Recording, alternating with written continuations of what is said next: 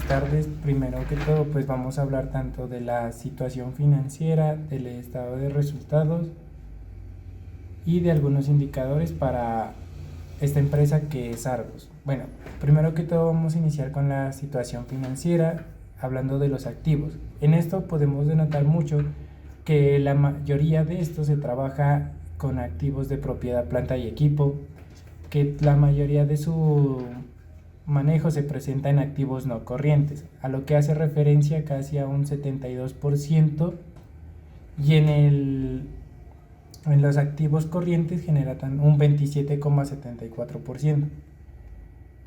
Y en este también podemos notar que en el año 2, esto aún en los pasivos, en los activos corrientes generó una disminución, y en los pasivos no corrientes hubo un aumento de un 5% alrededormente.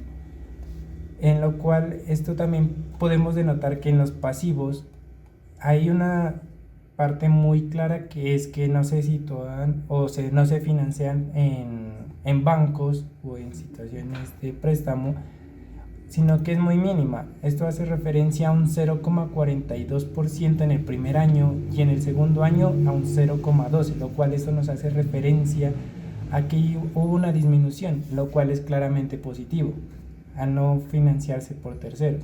O bueno, es decir, se financia por terceros por mediante la compra de acciones, en lo cual esto se ve reflejado en su mayoría en el patrimonio, que hace tanto los pasivos generando un 9,74% en el primer año, y en el segundo año el patrimonio genera un 90,26%, y así completando el 100%. ¿A esto qué nos hace referencia?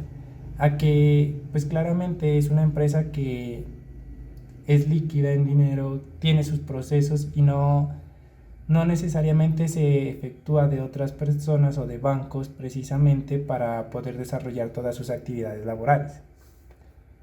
Bueno, como consiguiente vamos a hablar del informe de resultados, en el cual esto pues precisamente nos hace denotar que en el primer año y para el segundo hubo unos ingresos mayores, pero que los costos también aumentaron demasiado, lo cual esto nos generó que en el primer año haya una rentabilidad o un total neto de ganancia de un 24,16%, y en el segundo año haya un 19,15%, lo cual esto disminuyó y no es muy conveniente, aunque al mirar los resultados no es mucha la diferencia en dinero, pero sí nos afecta porque cada vez la moneda pues es más devalorizada.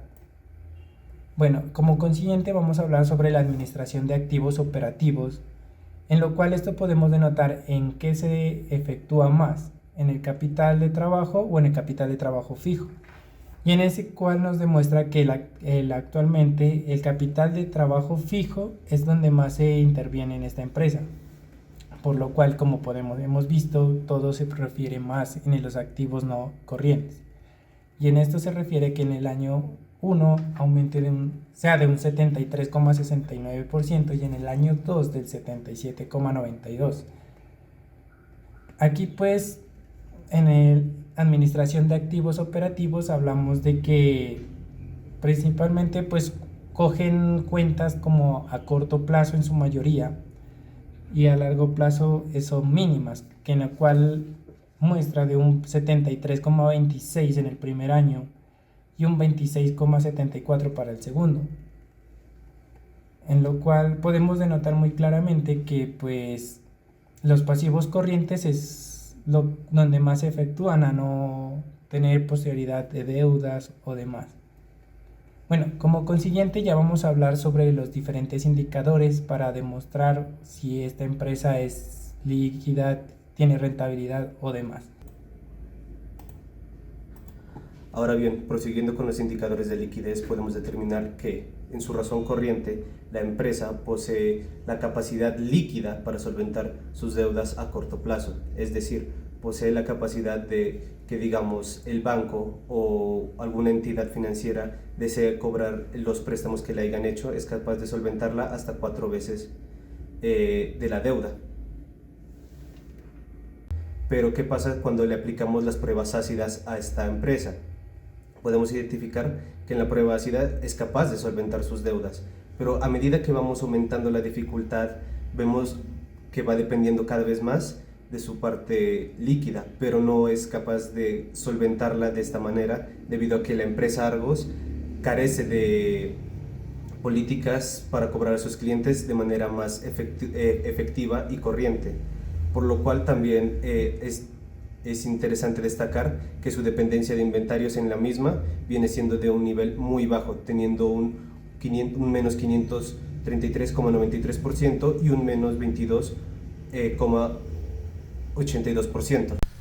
Bueno, entonces continuando con los indicadores de productividad, pudimos identificar de que la empresa Argos fue eficiente en cuanto al cobro de cartera, lo cual le permitió contar con un cierto capital disponible para pagarle más rápido a sus proveedores y que estos a la vez le dieran inventario a la empresa, lo cual permitió que la rotación de inventario fuera más eficiente, y esto a la vez hizo un aumento en las ventas, lo cual se ve reflejado en el capital de trabajo, el cual tuvo un aumento en el año 2 y también en el capital de trabajo neto operativo.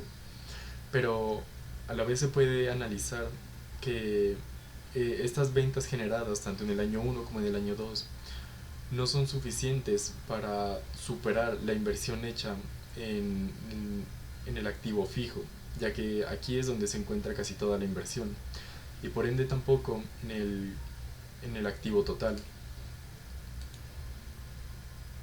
Bueno, como consiguiente vamos a hablar sobre los indicadores de rentabilidad, en lo cual esto pues lo vemos más que nada en el estado de resultados. ¿Y en esto a qué nos vamos a referir? Aquí vamos a ver lo que en el margen bruto podemos denotar y cómo sacarlo precisamente.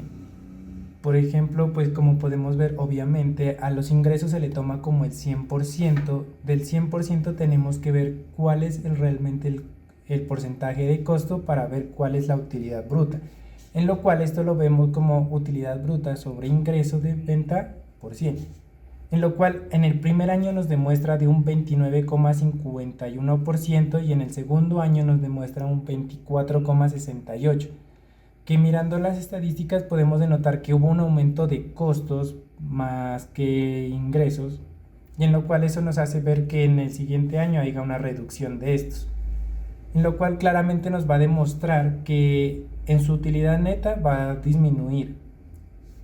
Bueno, como consiguiente vamos a hablar del margen operacional. A esto vamos a restarle de la utilidad bruta los gastos operacionales, lo cual teníamos claro que no, en esta empresa no es muy eficaz o no es muy dependiente de estos mismos. ¿Por qué? Porque también al denotar esto vemos que los gastos operacionales el primer año equivale al 2,8% y el segundo del 2,47%. Esto nos quiere decir que no hay mucha equivalencia en préstamos de bancos para sustanciar o financiar esta empresa, a lo cual restándolo nos genera una utilidad operacional del primer año del 27,43%, del segundo del 22,22%.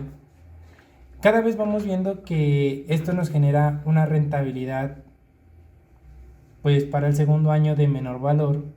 ¿Por qué? Porque vemos que la utilidad va disminuyendo, pero sin embargo podemos denotar que la empresa es capaz de financiarse o generar más utilidad aún así al tener estos ingresos también en aumento sin importar que el costo aumente. O sea, aunque la utilidad sea mínima, la rentabilidad de estos mismos genera una mayor eficiencia.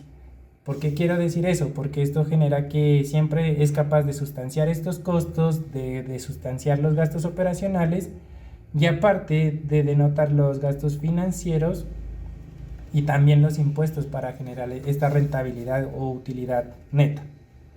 Bueno, pues como vemos en el primer año, en la parte operativa, demuestra que tiene un 72,57%, en el segundo año de un 77,78%, en la parte financiera de un 0,38 y en el del primer año y en el segundo de un 0,39. Pues esto nos quiere claramente decir que pues no hay, en la parte financiera no hay algo equivalente a que le haga la disminución de estos valores y no tiene mucha importancia, por decirlo así, en este tipo de empresa, o en esta empresa mejor dicho. En la parte operativa vemos que siempre va un aumento, ¿por qué? Pues ya vimos que los ingresos aumentan, pero asimismo también los costos, los gastos operacionales, se refiere ya a la mano de obra y así sucesivamente. Bueno, ahí vamos a hablar, vamos a hablar sobre el valor EBITDA en esta empresa, en lo cual esto hace referencia a que en el primer año hubo un 28,06%, en el segundo del 23,57%, y esto, ¿qué se nos quiere decir? Que pues, aunque hubo unos ingresos de mayor costo para el segundo año y unos ingresos por venta de mayor, vemos que pues la utilidad operacional más la depreciación más las amortizaciones, esto que son cuentas no causadas pero no efectuadas, nos demuestra que en el segundo año pues hubo un aumento de utilidad pero una rentabilidad menor. En el rentabilidad sobre el patrimonio hablamos que esto se va a denotar la utilidad neta sobre el patrimonio. A esto hace referencia que en el primer año gasta, o pues es el porcentaje de un 8,28 y en el segundo de un 8,34, lo cual hace referencia a que por cada peso invertido en el patrimonio contable nos genera una rentabilidad del 8,28 y en el otro del 8,34 por cada peso. En la rentabilidad sobre el activo habla sobre la utilidad neta sobre los activos totales. Esto nos genera que, aunque vemos que en esta empresa claramente trabaja mucho con los activos fijos, nos genera por cada peso invertido un 7,47 para el primer año y un 7,68 para el segundo. Listo, finiquitando con la exposición de los diferentes indicadores, pasamos al último grupo que serían los indicadores de endeudamiento, en los cuales cabe resaltar que la empresa Argos está financiada en una gran parte con patrimonio. Lo podemos ver en este aspecto.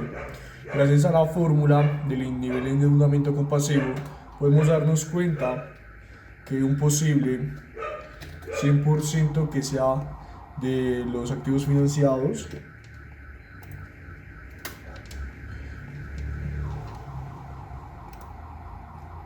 es un 90,26, lo que correspondería a patrimonio.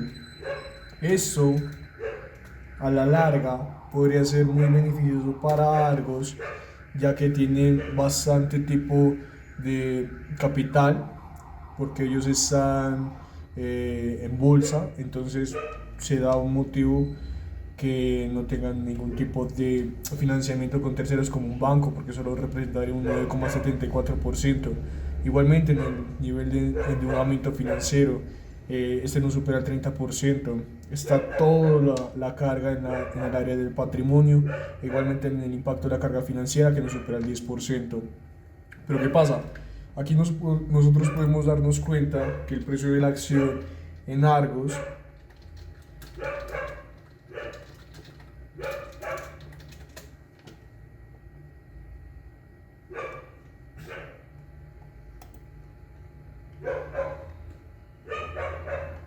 están de 10.280 pesos. Entonces puede ser atractivo para los inversionistas. Ellos tienen que poner unas diferentes políticas que sea beneficioso para los posibles inversionistas de que escojan este tipo de acciones, ya que ellos están pagando un dividendo de 5,05% para volverlos más atractivos. Entonces, hablando de los indicadores que nos competen a nosotros, podemos darnos cuenta que la cobertura de los intereses puede asimilarse 6 veces con respecto a lo que se pueda cubrir todo tipo de intereses. Adicionalmente a eso, en el leverage total, el día de mañana el banco llega con Grupo Argos y le dice: hombre, ya necesito que me devuelvan todo lo que nosotros les prestamos. Entonces, gracias a estos indicadores nos podemos dar cuenta de que, hablando netamente del patrimonio, solamente tendrían que necesitar un 10,79% si hablamos de leverage total para cubrir todas las deudas que tengan con los pasivos, simplemente usando el dinero de nosotros, pues los accionistas o de los socios, como se lo quiera denominar. Y aquí lo tenemos segmentado en un leverage corto plazo y un leverage largo plazo, en donde la mayor carga se puede apreciar en leverage corto plazo. Para dar una conclusión en general en ese aspecto, una gran parte financiada por patrimonio no está bien, porque al fin y al cabo los que asumen mayor riesgo son los inversionistas. En cuestiones de obligaciones financieras, Argos dice, listo, yo tengo un pagaré, no hay ningún tipo de problema. Pero para el tipo de los accionistas puede que tengamos utilidades retenidas, que podamos aumentar en reserva legal para así posteriormente pagar a accionistas. Entonces corre un poquito bastante el riesgo para que este tipo de empresas esté financiando una gran parte de patrimonio o pasen una crisis, no tengan unos buenos periodos de venta, como lo pudimos apreciar en los diferentes indicadores que se mencionaron, que su rotación de cartera es muy ineficiente. Tienen una gran atasco en cuestión del cobro de todo tipo de cartera. Entonces, a la larga, esto puede afectar bastante. Tienen que cambiar un montón de políticas de cobro de cartera para que no te dependan en un 90.26% con patrimonio.